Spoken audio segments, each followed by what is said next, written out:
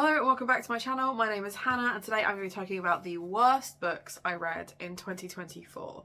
Now, I don't own any of these books anymore. If I didn't like them, they are not on my shelves anymore. These books are bad. That doesn't mean the people who wrote them are bad people. It just means I didn't like them. Please go into this expecting me to repeat myself, not have any really cogent thoughts, and to be very me about it because I don't know how not to do that. When it comes to books I don't like, if I finish them, that sucks. And if I didn't, I will let you know. Much like my best books of the year, these are not ranked in any way. I hated them all equally.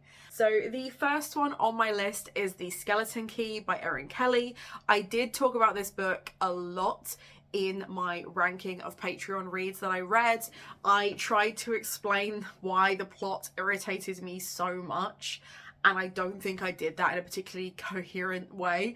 Because this book irritated me so much. It had a really cool premise, it had a really interesting kind of like narrative, but the main character right at the end like threw away loads of things and it made everything else completely trivial.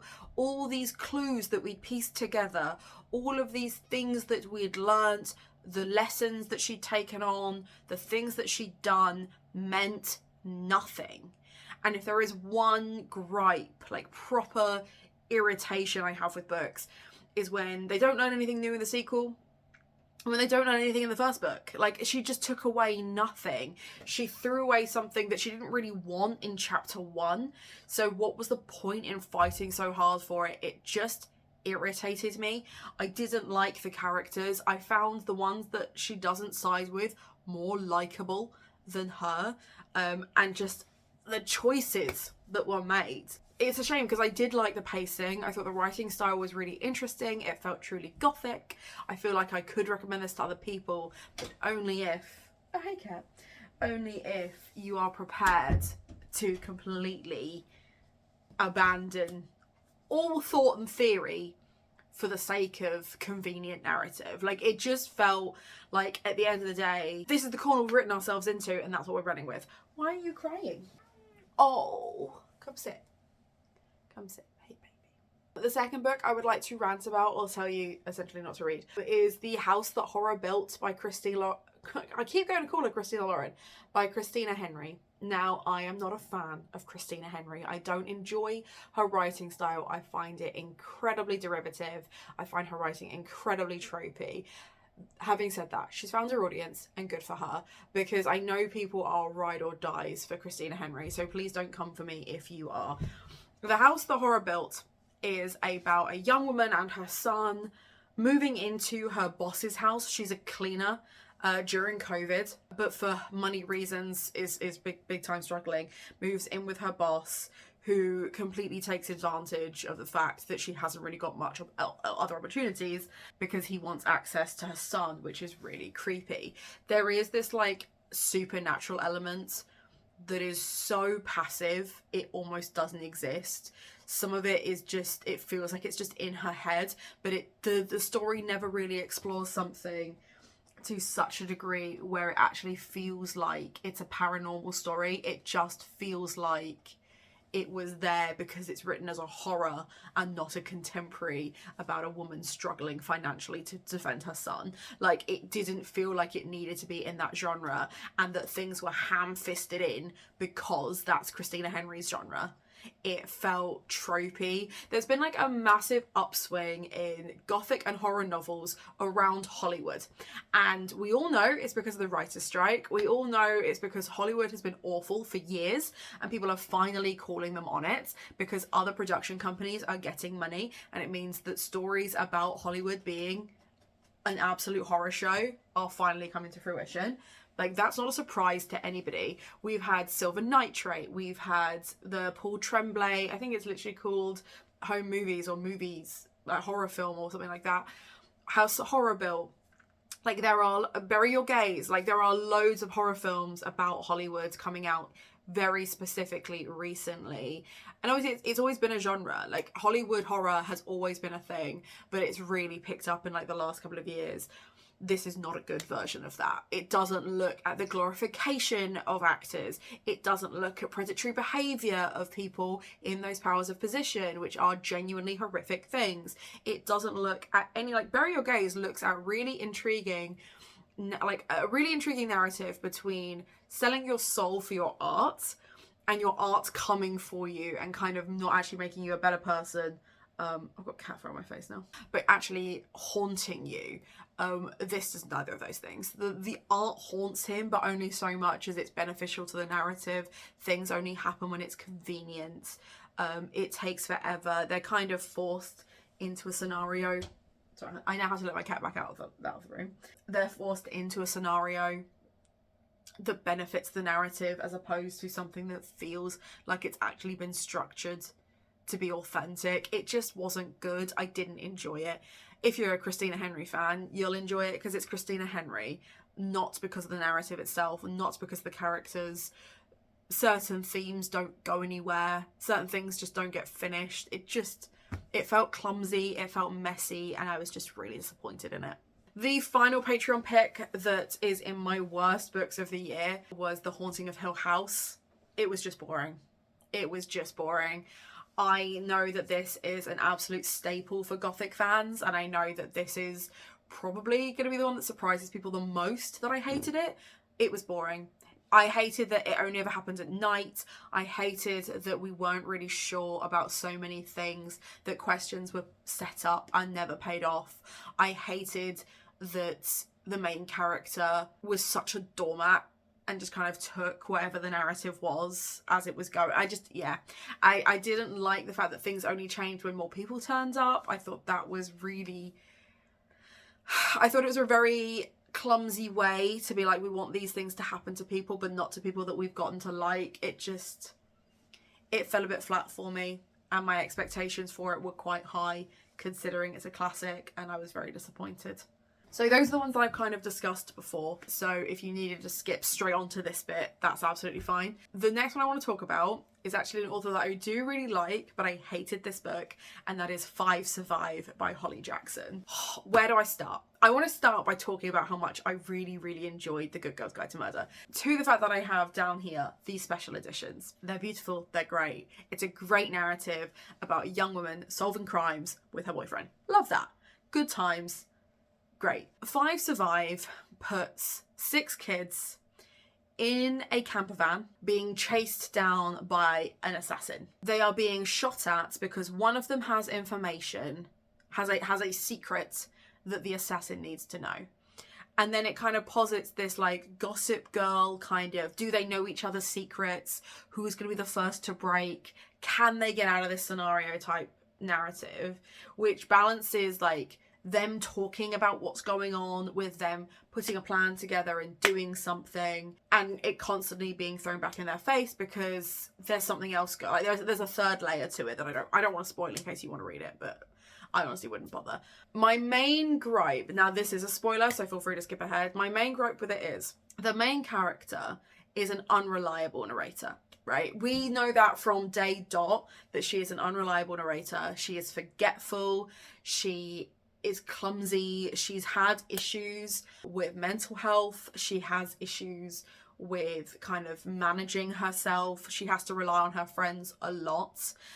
Friends that at some points turn on her and she turns on them because of something that happened to her mum that is hinted at throughout. Her mum was a police officer, and it is how she met her best friends because her best friends, their mum is a district attorney. When we first started getting pieces of that is when I put together what the ending was going to be. I was like, it's going to be their mum.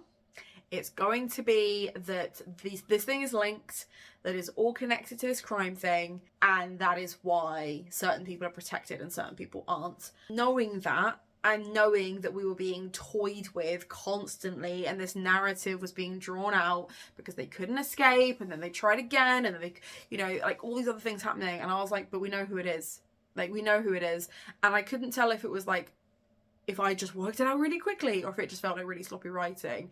The Americanisms irritated me because it felt like it could have been set in the UK and it wouldn't have made any difference. But for some reason, it was very Americanized. It didn't feel authentic or realistic. it didn't feel as thoroughly constructed as The Good Girl's Guide to Murder did.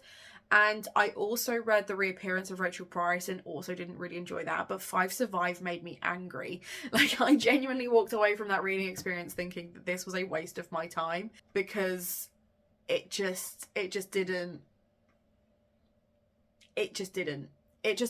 And it scored really low on Core Pile, because I wasn't sure whether I wanted to give it 1 or 2 stars, and it came out low. Like, it wasn't a fun reading experience. I didn't like being taken out of the narrative to have these moments where we explored a very superficial look at neurodivergence or mental health issues or memory issues or anything like that.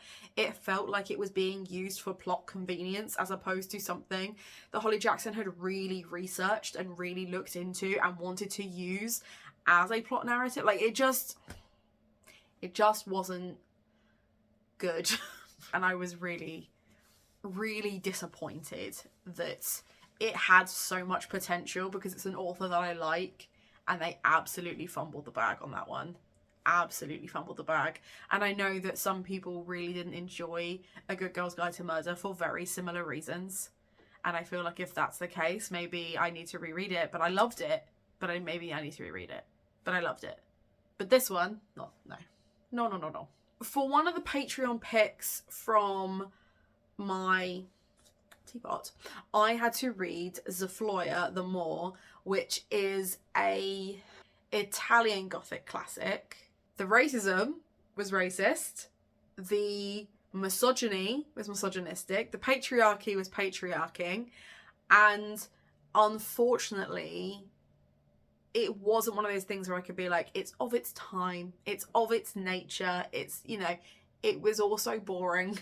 Rather than us kind of moving through a narrative where we're working with it and we're being shown, we were just told what these people did. Like, there was literally a scene where a man lost his wife to her lover and then is murdered by the lover. And that's how you're told. That's how you're told. You don't see them fighting. You don't see what leads up to it. You don't see him putting two and two together. You are just told. And that was boring. And it was really disappointing, because I love a classic, and that was dull. And then the last book that I finished, and was one of the worst books that I read this year, because it was boring, and because it was repetitive, and because nothing that interesting happened, I don't understand how the TikTok girlies could have been so invested in this one, was Ice Planet Barbarians. Like, the internet went nuts for this, and it's boring. And that's all I'll say on it, because I have talked about it on my Patreon. I'm not going to talk about it here. There were 2 books that I DNF'd, and therefore they automatically go onto this list. So the first was The Butcher of Count Barlow, which I got 2 chapters in, and I thought, you are just ticking tropes. You've put no thought, no effort into writing this. The dialogue was so... It was so on the nose and so obvious and boring. There was no character development, even in those opening chapters. And like, that's exposition. That's where there should be. This is when you can just tell me about someone and I will take it on to a certain degree. No, boring, bad and boring. And then the other book that I DNF'd was Wench by Maxine Kaplan. Now this is really funny to me because in my top 10 books of the year, I thanked Abby for getting me one of my top 10 books of the year. At this point, I have to thank Abby for gifting me one of my worst books of the year. Wench had so much potential. In a classic D&D fashion, there's magic that develops, there's an adventure that develops, there's monsters, there's intrigue, there's fighting, there's knights. The way it's written lets it down big time. The misogyny is misogynistic, it's got this female central narrative, and she's so busy like hiking up her bootstraps that nothing happens for like 100 pages. They just wander through some woods and she talks to some of the soldiers who all have names but are so beige that I couldn't tell you who they were individually. Like, there's one guy that's rude to her and one guy who's nice to her, and I couldn't tell you which one was which, because they're both so placid. They're not like cruel to her, they're just kind of mean, and they're not good to her, they're just kind of nice, and everything was just kind of safe and middle of the road. And then the writing just really let it down. Like, it just wasn't engaging. It took forever to do anything. It spent like a whole half a chapter setting up this village that she lives in, and then by chapter 2 she's left. So like, what was the point?